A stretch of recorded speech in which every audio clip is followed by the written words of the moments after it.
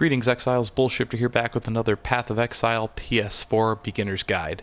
Today I'm going to be covering another currency making tip, and that is farming Harbingers. Now Harbingers drop a lot of different shards, which can be then collected to create some orbs. That includes everything from some specific ones that only they drop, such as Harbinger shards, leading up into exalted shards and ancient shards. There are many other different ones, but what I'm going to do is I'm going to go ahead and show you what the Harbingers look like. We'll get a few drops, and then I'll actually show you how to reset your instance so you can actually grind Harbinger spots. Now this will have to be done within the first 10 acts of the game. It doesn't necessarily work in maps. It can work in maps, as long as you have multiple of the same map to continue running within the hour. So just keep that in mind, that every hour, on the hour, the different modifiers in each map reset.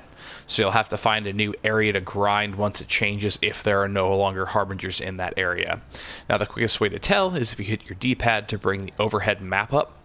You can see the blue writing in the upper right hand corner that tells you your modifiers for the area. Right now we have Harbingers in this area, which is why we're here.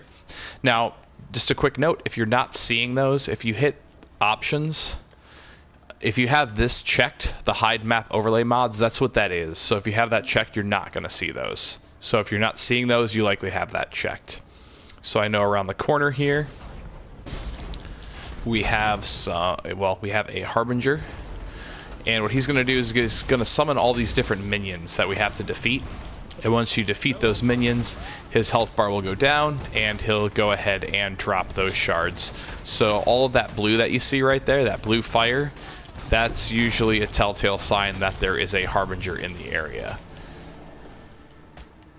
And we defeated him. So we got some Chaos shards, which go towards Chaos orbs, Engineer shards, all the shards actually, correlate with the different orbs that they help create.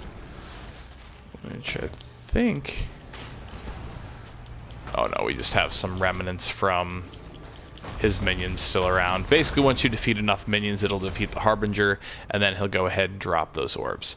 Now, the next important part of this strategy is actually resetting the instance now that we've gone ahead and defeated the Harbinger. So that way we'll get pretty much an instant respawn. Now, they may not respawn in the exact same area, but they will respawn in the map.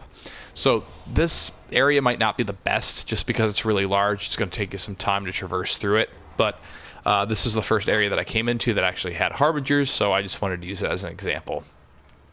So you'll want to enter the next area. It'll pop you into your loading screen, and then you'll be sent into the next area. And you're going to want to reset the instance when you're in the adjacent area. So once we enter here into the Torched Courts, which should be happening now, we'll go back, and so the Ravaged Square is highlighted. We can tell that because the door is white. It's telling us to hit X. However, instead of hitting X, we're going to hit triangle, and we're going to go to New Instance and hit X. Now that's going to send us back into the Ravaged Square, but it's going to completely reset everything for us. So it's going to be full of enemies again, and none of our modifiers are going to be spent. So the map should have Harbingers again.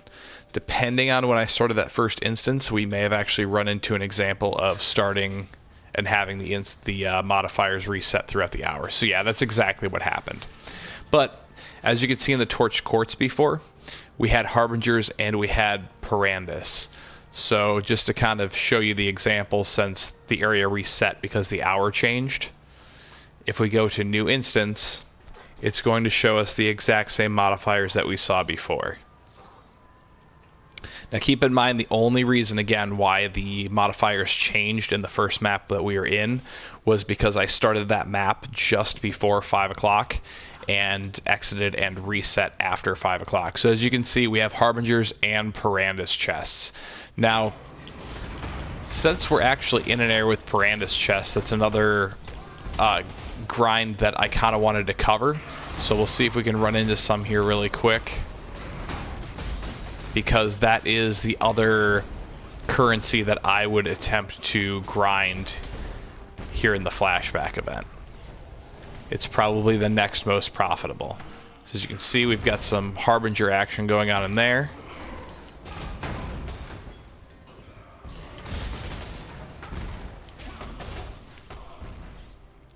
So we can come back around through there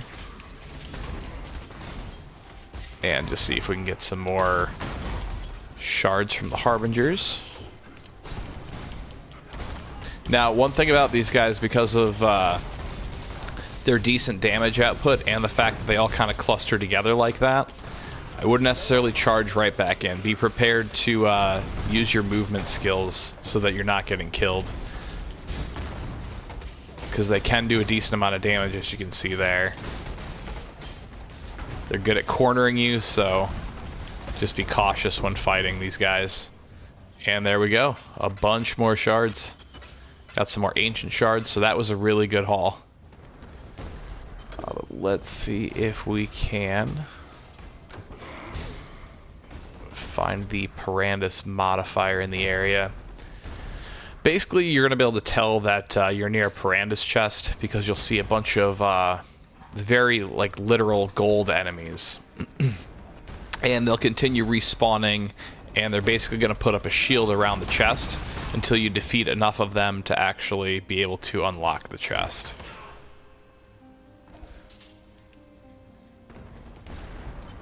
So we're not having much luck finding them quite yet. Let's skip past all these guys. Hopefully we'll find them up here.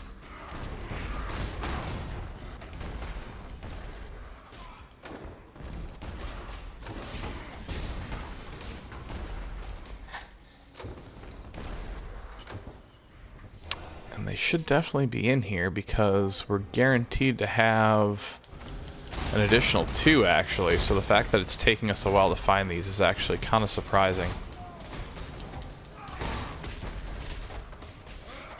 That's a dead end through there. And again, this is another larger area since it's kind of towards the end game. So there's a lot more for us to explore here.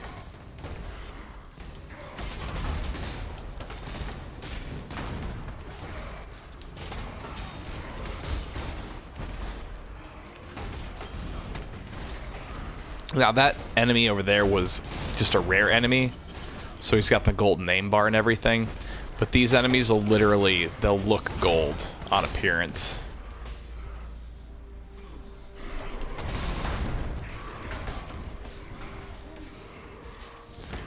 And they can pop up anywhere in the map.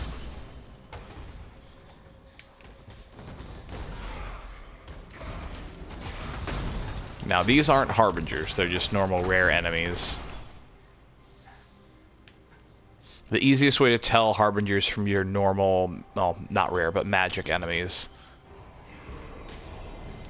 The easiest way to tell is that the actual blue fire that they cast. Ah, so here we go.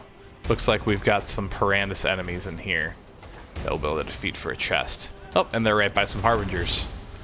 So this is actually a really profitable area for us.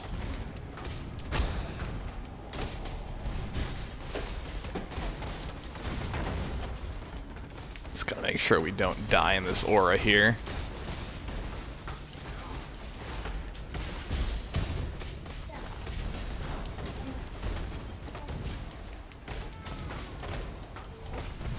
So this will be nice because we'll actually get that Perandus chest. And we'll also get some shards as well.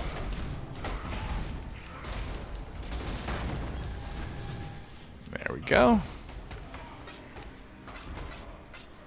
So not quite as great as the first one that we ran into, but if we come into here, this is our Perandus locker. So if there were any gold enemies still around it, there'd be kind of a shield around this, so we wouldn't be able to open it quite yet. But since we defeated all them, we can go ahead and open it. It'll drop some extra items and Perandus coins, and we actually got lucky enough to get a unique there as well. Now, Perandus coins can be spent at Perandus. He's a vendor that'll randomly pop into some of these levels, and he can actually show up as a modifier for you in the Flashback League. I believe he has a 33% increased chance of showing up if you have the modifier listed up in there in blue. And actually, yep, you can see it up there. I didn't read through all the modifiers, so he has a 33% chance to be in this map.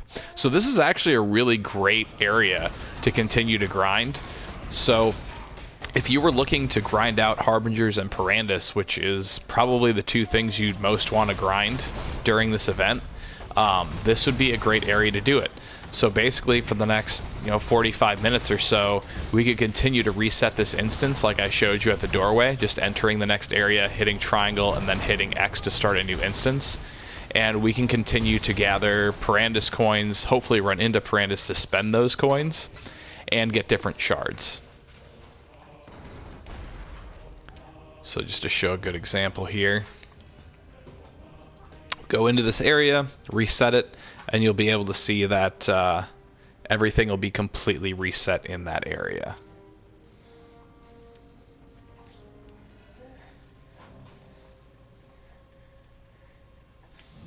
Alright, so triangle.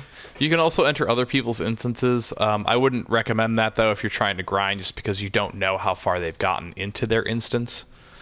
They may have completed it and left, and you're essentially going into an empty instance anyways. So you could potentially just be wasting time and sitting in a loading screen.